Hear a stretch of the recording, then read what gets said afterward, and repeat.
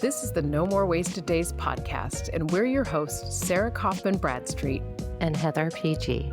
Grab your favorite NA drink and listen as we share vulnerable stories so you never feel alone on your alcohol-free journey. And gain insights from us as we break down our most used tips and strategies that have kept us alcohol-free. It's time to break free from wasting any more of your days to the drinking, blackout, hangover cycle. Welcome to another episode of the No More Wasted Days podcast. I'm one of your hosts, Sarah. I'm Heather.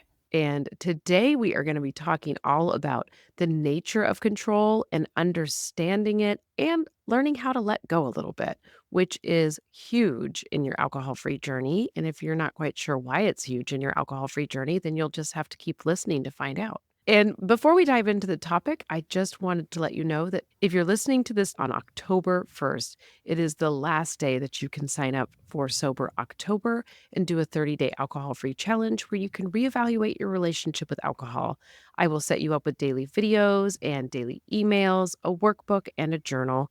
If you want to do that, just check out the link in the show notes. And there is also a special coupon code that gets you 10% off your enrollment. Just enter the coupon code podcast and you'll get those savings. So be sure to check that out. And now I'm going to let Heather take it away so she can tell us all about today's topic. Yes. So as Sarah said, we're going to talk about the nature of control, understand it a little bit, and learn a few strategies to let go. This topic has been an oxymoron to me since I quit drinking because I was like, why do I want to control everything? And then I drink and then I'm completely out of control. So I did a call recently with the Daymakers on this very topic, and I entered with singing, "Hello, darkness, my old friend," because I still struggle with control to current date. We all do. So y'all know I love to talk about the definition of things or the why. So that's where we're going to start. The need for control. It is innate. We all want to control things in our life. It gives a sense of stability, predictability, and it can stem from various sources: your upbringing, past experiences, societal expectations. So it's not all a bad thing. We want and desire a need for safety and certainty. It's pretty much a survival instinct. It's rooted in our biology. I was going to say, I didn't know that it was kind of like this. It's almost something that goes back to survival instinct. For whatever reason, I was thinking this is probably something that came more about in the modern world, that need for controls. That's really cool. Not really cool, I guess, interesting, and also helps me when I am like, I'm being a control freak. I'm like, well, it's just how humans are. I kind of think about it like control, and this is on the emotional side. Control serves a purpose. Anger serves a purpose. Anxiety serves a purpose. Mm-hmm. So control has its purpose, and yeah, it can lead to some unhealthy patterns, especially when booze is involved.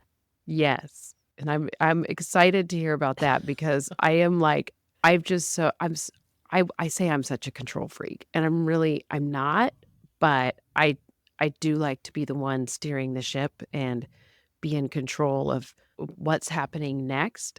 And I think that when I drank, it let me step back for a second from that. It let me be like, oh, I don't have to control everything. So I'm very excited to hear why, like what's the impact on that and why. Me too. I loved researching this topic for the Daymakers for myself because some old control issues popped up over the summer. And I was like, that's why I was like, hello, darkness, my old friend, because I had come to a good place in my mind, in my perception. And then it was gently pointed out to me by a dear friend. And I was like, ooh, the impact of alcohol on control. So alcohol or drinking alcohol can initially seem a way to gain control. What do I mean by that? We're controlling social anxiety. We're controlling how we relax. That makes sense. How does it actually affect our sense of control? Alcohol obviously is a false sense of control. When folks use it to manage stress or enhance social interactions, we think we're confident. We think we're in control. As we know, Our judgment's impaired. We make impulsive decisions, ultimately resulting in a loss of control. Then we go into that cycle Oh, yeah. where we feel like we need to drink to cope with the anxiety of feeling out of control. Oh my gosh, I don't miss that. Like, No, when you say it, I'm like, yeah, that is where I was stuck for a long time, and when I talk to other people, it's where they were stuck for a long time. It's the strangest thing. right. This is the oxymoron for me explained.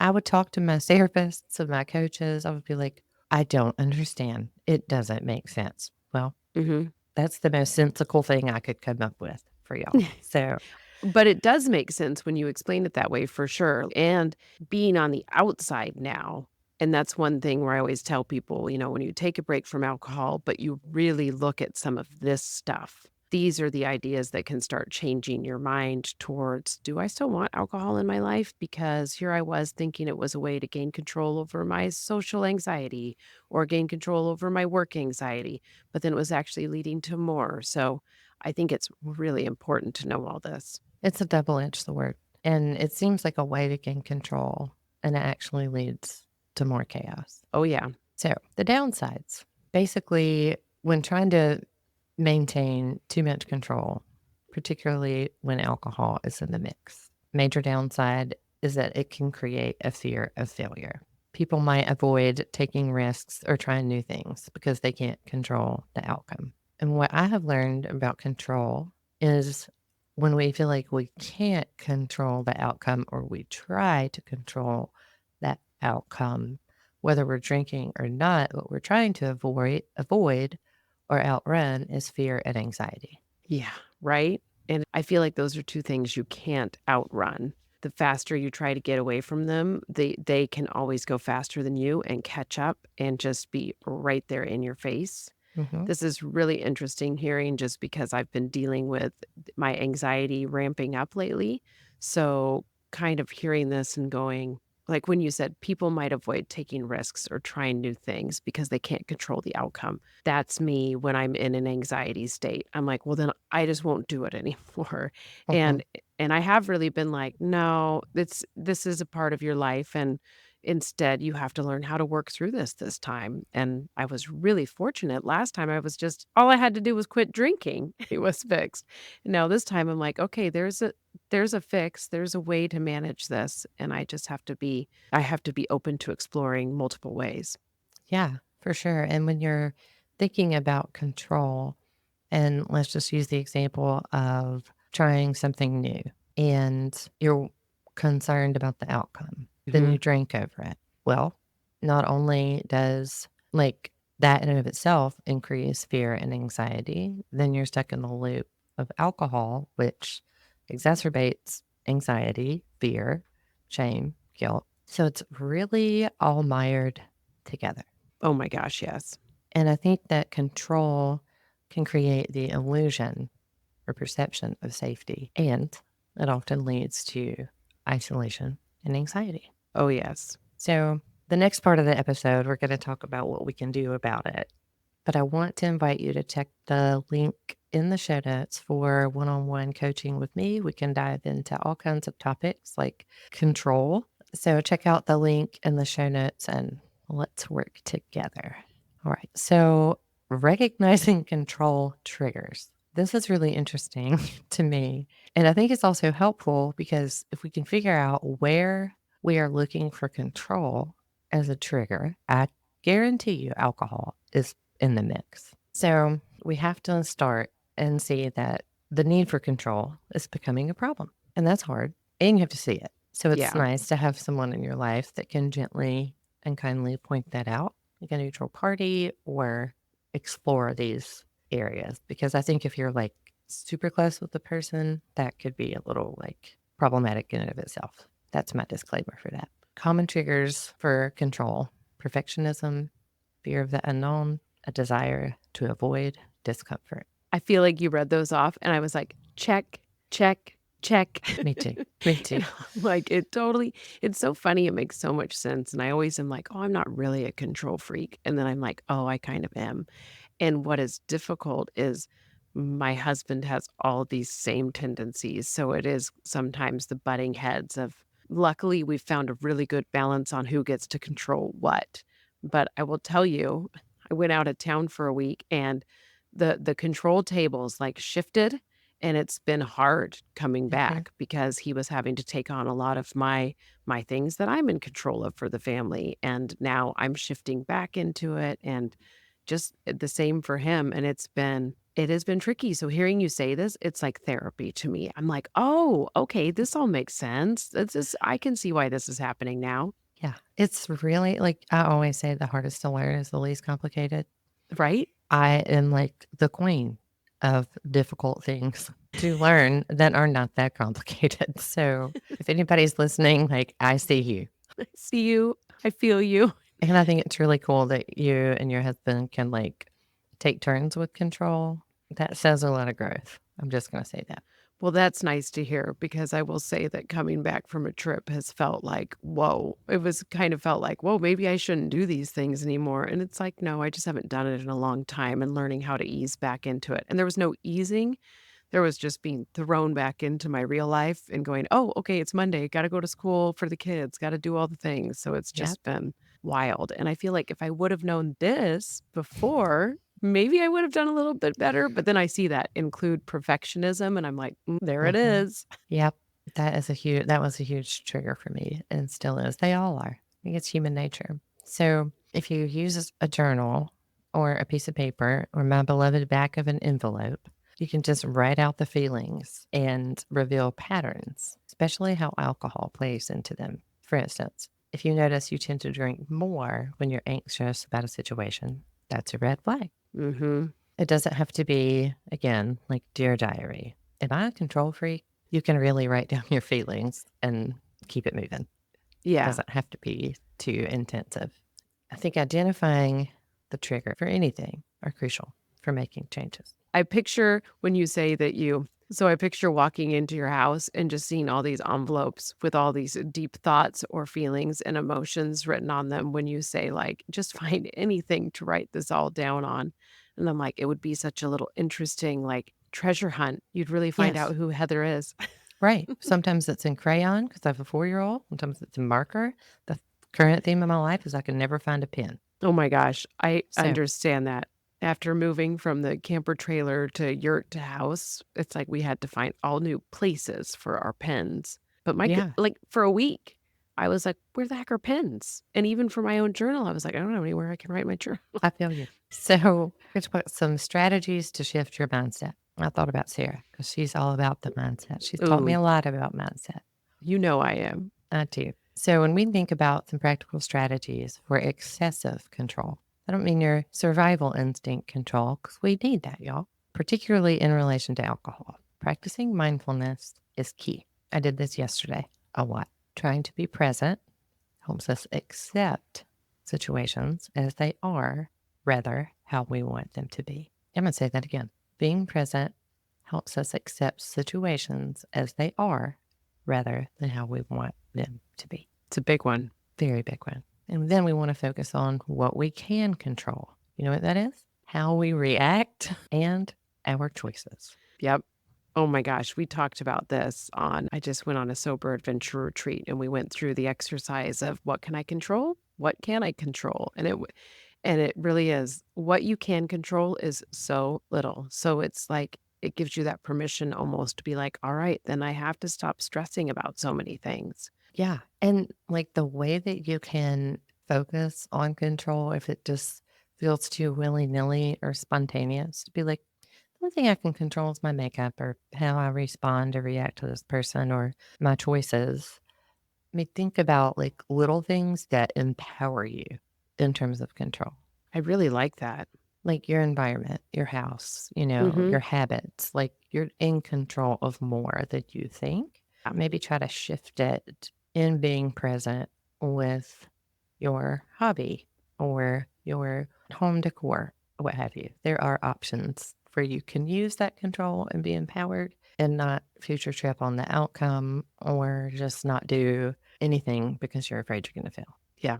And, by not choosing to not drink one day, you are in the top tier position of control. Yes, most definitely. Another example, if you're in a social setting, consider how you would enjoy the moment without relying on alcohol to Yeah. set yourself up for that healthier control, if you will. I think that one is huge for a lot of people too, because so many people are so worried about socializing without alcohol. And will you be fun without alcohol? And I think when you turn it and you say, well, of course I can be fun without alcohol because I am in control of if I get to be fun or not. Yeah, And I think right when you make that really, it's so simple. But when you make that shift and go, oh, yeah, I can bring the fun because I'm in charge of what I get to do. It was never alcohol. And that was a huge empowering thing for me because, man, I was really, really worried about that. And yeah, just thinking too, like, I'm not in control of making anybody else happy in this social setting. I'm in control of what I can do in the social setting. So I'm just going to rely on those things. totally. I think setting realistic expectations is also important. Hmm. I, for the past 2 months, have went like back to the basics on my habits and routines because I have a lot going on and I Yeah. need to be realistic. Yeah. I think the tendency for me is that when I'm feeling out of control is to try to set these huge goals all of a sudden. Well, what if I do all these things? And I'm so glad I have people like you and the other day makers that can bring me back and say, what if all you did was these three things each day, these Mhm. three really basic things, and you got back to those. And when you do it that way, so instead of being like, I got to be in control of so much, I'm going to start eating healthy today. I'm going to start exercising. I'm going to do affirmations. I'm going to meditate. I'm going to like just do so. I'm going to clean my whole house. And it's just like, whoa, whoa, whoa. What if we just bring it back to what works for you the most? So, like for me, that looks like I'm going to make sure that I meditate and work out on the weekdays. And that's it. It's like there are times when I have to go back to baseline, and sometimes it just looks very stripped down. I Yeah. think that's so important. I think it just sheds our own expectations of like, Hmm. okay, I'm not going to drink today. I'm going to drink water and I'm going to do my gratitude. Yeah, exactly. I forgot that one of my baselines is also don't drink. It's like that one has become so ingrained though that it's become my easy one. But I was talking to a friend yesterday. She goes, as long as when your head hits your pillow, you stayed sober, you won. That's right. Oh my gosh, it's so basic, but it's so huge. Yeah. And that sometimes we can overlook that part when we get Mhm. into like all the things when we're trying to quit drinking. Some of my clients, I offer text, like message support, and they'll be like, I didn't do this, I didn't do that, like all the self improvement things. So I'm like, if all you do today is not drink, that's a win. And they're like, oh, yeah. Yeah, remember that one. And I mean, falls in line perfectly. Perfection is unattainable. It just is. It doesn't, I tell my daughter it doesn't exist because I do not think it does. And I had to learn this very, very hard way. So I'm trying to set the stage early that perfection is not real. That's so smart. I'm like, "Oh, no, I gotta do that with my kids now. But They're that was, already too far gone." No. no, not at all. But I Yeah. think like it's just unattainable. And Yeah. when we just realize that it's an illusion, I think it reduces the pressure to control every detail. As a perfectionist in recovery, I can tell you it's not real. I can Mhm. also tell you when you take its power away, much like alcohol, you take its pressure away to practice. Oh, yeah. And And the then, thing with being a perfectionist is even if you get to what you thought was going to be perfect, once you get there, you're gonna choose something higher and be like, "Well, now I gotta get to this." So that's really why it is unattainable. You're just gonna keep creating new ideas for yourself. So just strip it down to the basics. yes, absolutely. Surrounding yourself with supportive people, your environment is so key. Mhm. Folks that understand your goals. And, like my friend that gently pointed that out to me, I am surrounded by like minded folks. Therefore, I just organically am growing to be a better person. Yeah. So I think community is extremely key here. And being around the people who are truly rooting for you, even if you do not feel like you are thriving. Mhm. Yeah. I truly think that's why community is so important. especially with being alcohol free. So people can point out to you, like, well, maybe you didn't do those 3 things you thought you were going to do today, but you stayed sober. Yes, And absolutely. having people point that out is huge when we're on our journey. Yes. So the last one. So stay tuned, y'all. Embracing uncertainty. Ugh. I know. Yeah. I I got don't mad want typing it. to. I don't want to. I feel you. So, how can we become more uncomfortable with the unknown? And I have been working on this so hard. And I'll tell you from experience, what I know so far, start small. Yeah. On the areas you are uncertain, this is where the mindfulness comes in, the community comes in. Just start small. Try instead of focusing on or future tripping on uncertainty, the unknown, try something that's an activity that's a little out of your comfort zone without alcohol. Don't make it about the unknown thing, whatever that thing might be Yeah. that's coming up in your life that you can't control and you don't know about it. So instead of Hmm. ruminating on it, this is also hard. Try an activity without booze. It could be an outing, it could be a new hobby. It doesn't have to be a like all in commitment hobby, but just something new. Brush your teeth with the non dominant hand, for goodness sakes. Just try something new out of your comfort zone. And each time you face uncertainty and you come out okay, it builds resilience. That makes so much sense. And over time, you'll develop a greater tolerance for not having everything under control. Yeah. It's kind of like every day that you do not drink alcohol, you are embracing uncertainty. Yeah. You really are, because especially in the early days, because if you're anything like me, and most people who were drinkers in the past seem to be very similar, I did everything with alcohol. So when I took it away, every new thing was out of my comfort zone, Hmm. because I was like, oh, here I go. It's time to go meet friends after work without alcohol. Like, I mean, that one's big. That was later. But just like today, I'm going to wake up without a hangover. That's out of my comfort zone in a good way, but it's still a change, and it's Yeah, still making everything else shift throughout the day. And I was always telling myself, you're building the non-drinking muscle every day that you move through your day without alcohol. And you just become more and more confident each day you do it. absolutely. And say, I want to give an example. Like, say you know you need to move and you're future tripping because you don't know where you're going to move, you don't know what you're going to do, you don't know if you're going to have the money. Try working a new puzzle without drinking. Yeah. Just do something different with your brain while you're not drinking. And so much of the time, clarity will start coming out on the bigger things. Hmm. Yeah. That is so true. And it like gets you through the craving and you're Hmm. using your right hemisphere of your brain and you're given the left hemisphere where your anxiety lives a break. So there's a lot of purpose behind doing that. I love that idea. Somebody else in our Daymakers community mentioned that puzzles were something that they did in the early days, but still do. And I was even thinking, oh, I got to start. Like, that sounds kind of nice. Just have a little table set up with a puzzle that's going on it where you can just go over and be like, I'm going to get in 2 or 3 pieces and then walk away. Yeah. So we talked a lot about control, why we crave it, the downsides of excessive control, how we can shift our mindset, recognizing triggers, especially in relation to alcohol, and practicing mindfulness. All the things we talked about are a jump off point for a more balanced approach. This was all really, really helpful.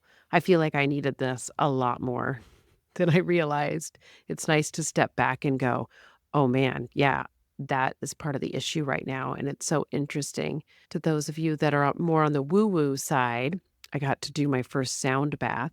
But before we did it, it was wild. I'm going to have to tell you all about it. It was not quite what I was expecting, because my brain, I had a lot to unload and process, and it definitely happened within that hour.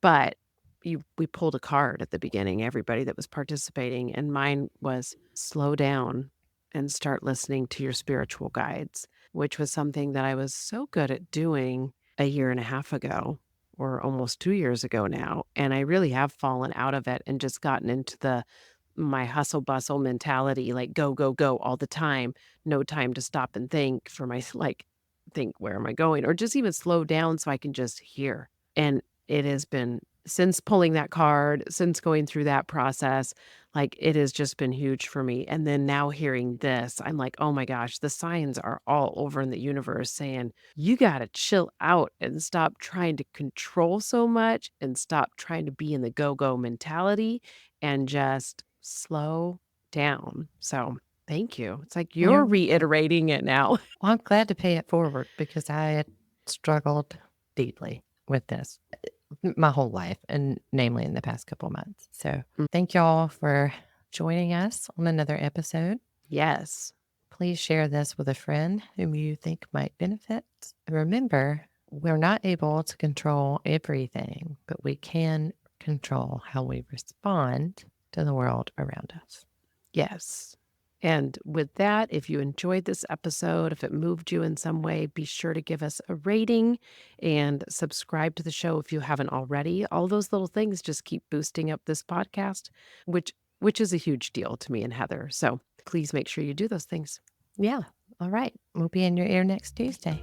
Bye, y'all.